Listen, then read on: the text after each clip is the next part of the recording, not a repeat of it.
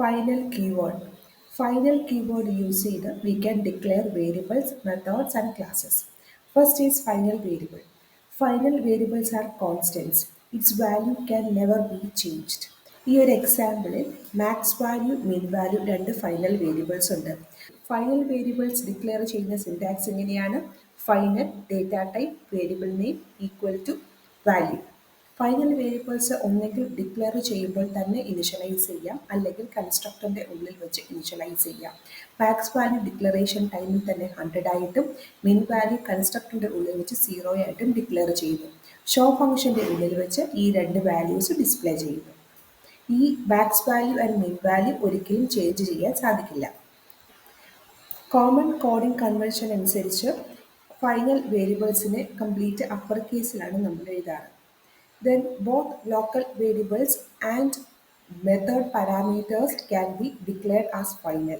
ഇവിടെ print value ഒരു മെത്തേഡാണ്, അതിൻ്റെ ആർഗ്യുമെന്റ് എക്സ് ആണ്, അതൊരു ഫൈനൽ വേരിയബിൾ ആണ്. എക്സിൻ്റെ വാല്യൂ മെത്തേഡിൻ്റെ ഉള്ളിൽ വെച്ചിട്ട് അപ്ഡേറ്റ് ചെയ്യാൻ ശ്രമിച്ചാൽ അതൊരു എറർ ആയിരിക്കും.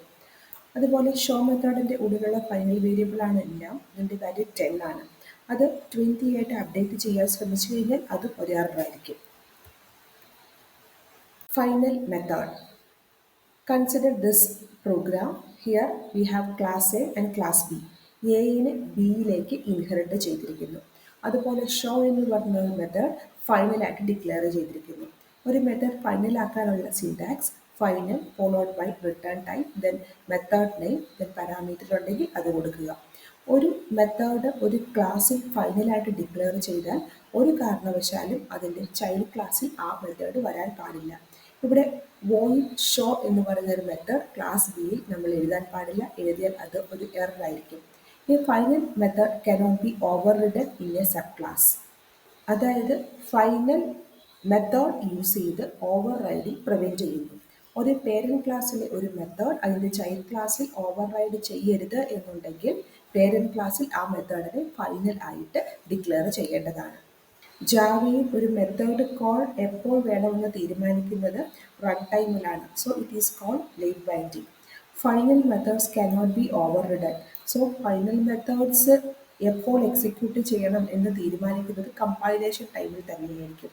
So it is called early binding. The last one is final class. ഈ ഒരു എക്സാമ്പിളിൽ ക്ലാസ് ആനിമൽ ഫൈനലായിട്ട് ഡിക്ലെയർ ചെയ്തിരിക്കുന്നു.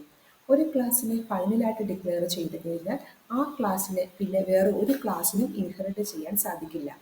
ക്ലാസ് ഡോഗ് എക്സ്റ്റെൻസ് അനിമൽ എന്ന് പറഞ്ഞ് ഡോഗിലേക്ക് അനിമലിനെ ഇൻഹെറിറ്റ് ചെയ്യാൻ നോക്കിക്കഴിഞ്ഞാൽ അനിമൽ ഫൈനൽ ആയിട്ട് ഡിക്ലെയർ ചെയ്തിരിക്കുന്നത് കൊണ്ട് തന്നെ ഇൻഹെറിറ്റൻസ് പോസിബിൾ അല്ല, ഇവിടെ ഒരു എറർ വരുന്നതായിരിക്കും. ഫൈനൽ ക്ലാസ്സിലെ എല്ലാ മെത്തേഡ്സും ബൈ ഡീഫോൾട്ട് ഫൈനൽ മെത്തേഡ് തന്നെയായിരിക്കും.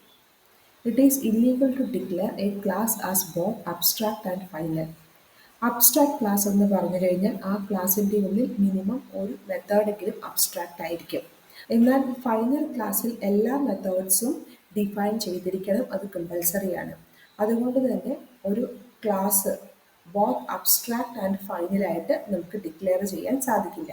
As a summary, final keyword use ചെയ്ത് we can declare a variable or a method or a class. Final variable എന്ന് പറഞ്ഞു കഴിഞ്ഞാൽ അതൊരു കോൺസ്റ്റൻ്റ് ആയിരിക്കും, അതിൻ്റെ വാല്യൂ ചേഞ്ച് ചെയ്യാൻ സാധിക്കില്ല.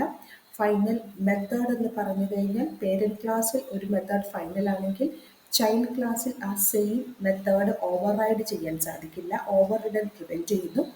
ഫൈനൽ ക്ലാസ് എന്ന് പറഞ്ഞു കഴിഞ്ഞാൽ അത് ഇൻഹെറിറ്റൻസ് പ്രിവെൻറ്റ് ചെയ്യുന്നു.